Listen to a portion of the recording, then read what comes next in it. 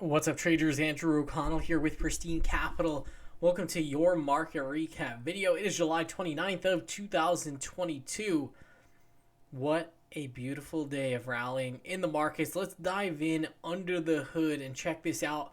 We had the S&P 500. It finished up 1.46%. Our Nasdaq QQQ finished up 1.82% after getting earnings reports from both Amazon as well as Apple. Our small caps were a laggard, which is definitely noteworthy that these names, which make up the majority of the market by number of stocks, only finished up 0.71%. Our dogs of the Dow finished up a full 1.05%, and our ARK Innovation ETF finished down 2.27%.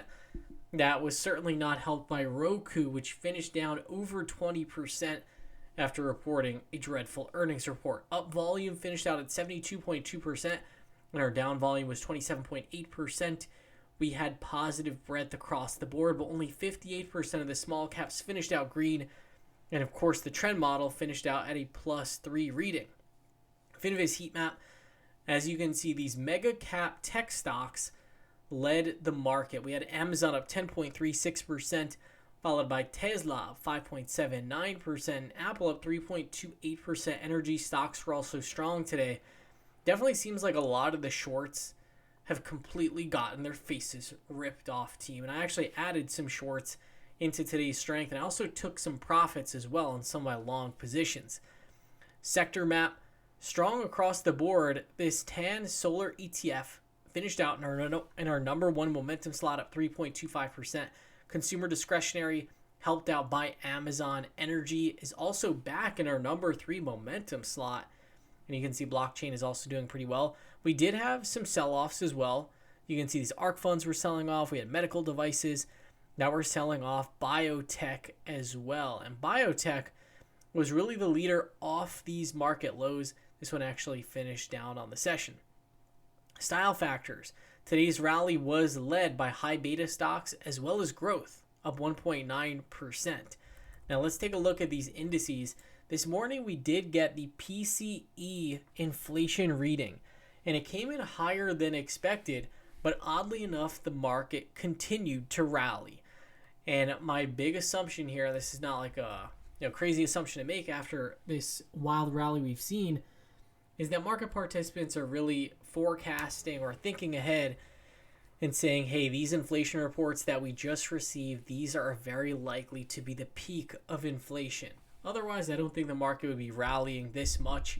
But at this point, the market is quite extended away from that 20-day simple moving average, and it's also extended away from the 5-day EMA. This is the nature of markets. There's A players, there's B players, there's C players, and so on and so forth. Now, the A players were purchasing stocks, somewhere in these levels over here. Maybe they missed out on the boat. Maybe they caught it on this pullback.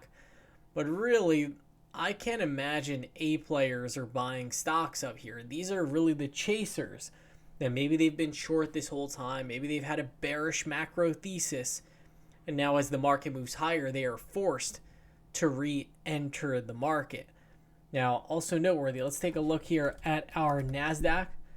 The Nasdaq was a nice big winner today, also getting a little bit extended from that 5-day EMA.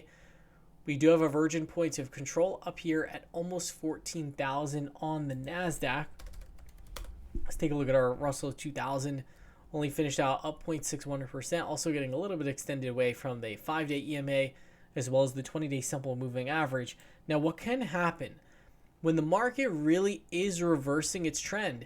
It also helps to take a look at the 50-day simple moving average, because when a big trend reversal is underway, every asset tends to have these big deviations from the 20-day.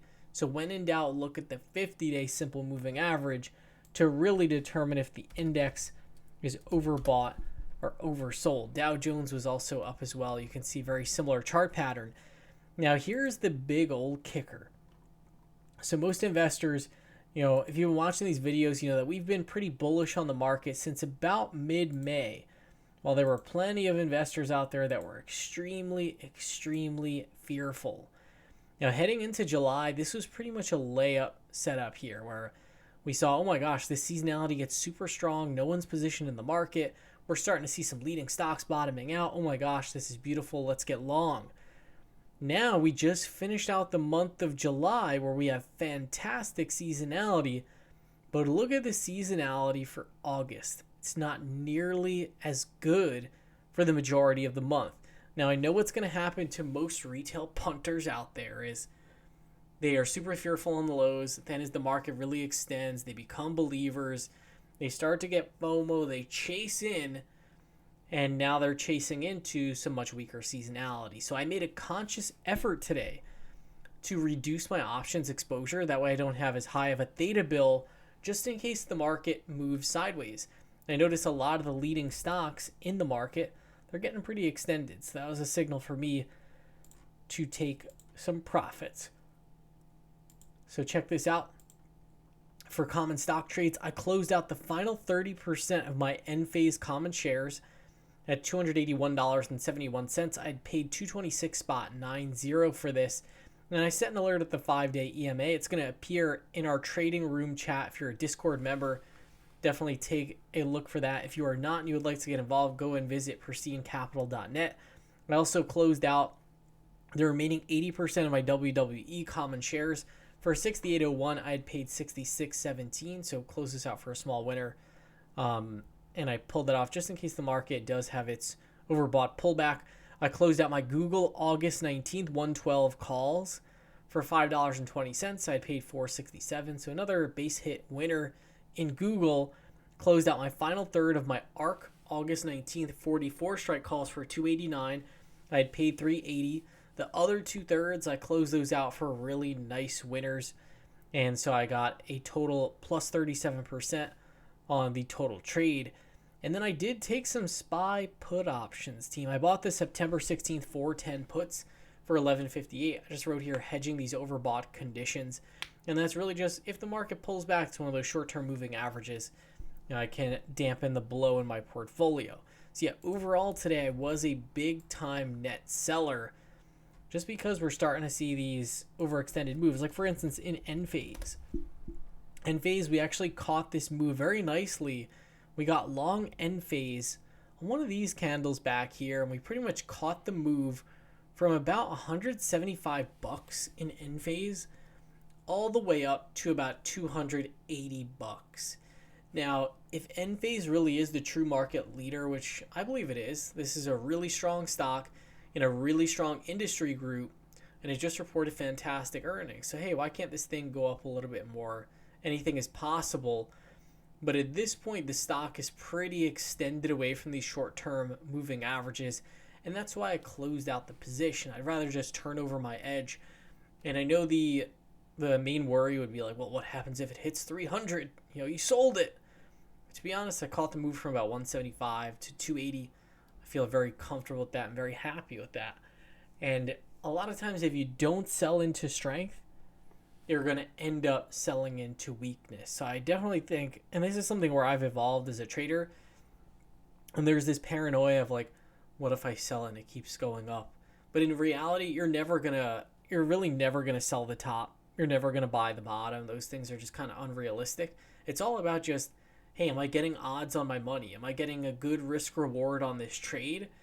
And then once you earn your money, the only way to really realize it is you got to sell. So oftentimes it's better to just sell into strength, knowing, hey, it's not like I'm going to be able to pick the top. Could keep going, but I feel really comfortable with the trade that I put on. That's exactly where I was with end phase. Google also sold this one early on in the session. Google definitely looks pretty strong here. We're seeing that we closed above this monthly point of control, which is pretty solid. And Google, is it really extended away from these key moving averages? No, not really. It's not showing the most relative strength out of the FANG stocks, but it is looking pretty decent. Maybe that one reverses its trend. Let's take a look at Tesla. This one also had a very strong day today of 5.78%. We're pretty much trading right on the precipice of this 200-day simple moving average. So yeah, one thing that's very important to keep in mind, these big mega cap FANG stocks, these really drive the S&P 500. So when these stocks are doing their thing in favor of small caps, it often helps to either one, have some exposure to FANG stocks, or two, hug the indices, because where the FANG stocks go, the indices are likely to follow. So definitely want to keep a watchful eye on these, because hey, if the market does think that inflation has peaked, maybe these could continue to run. But again, these are all pretty extended away from those short-term moving averages, so I have no problem taking some profits. So that was really the goal for me today, take some profits. And then over the weekend, I'm going to be doing our high-level top-down weekend market analysis. We're going to be putting that in a video, sending it up to all Pristine Capital members.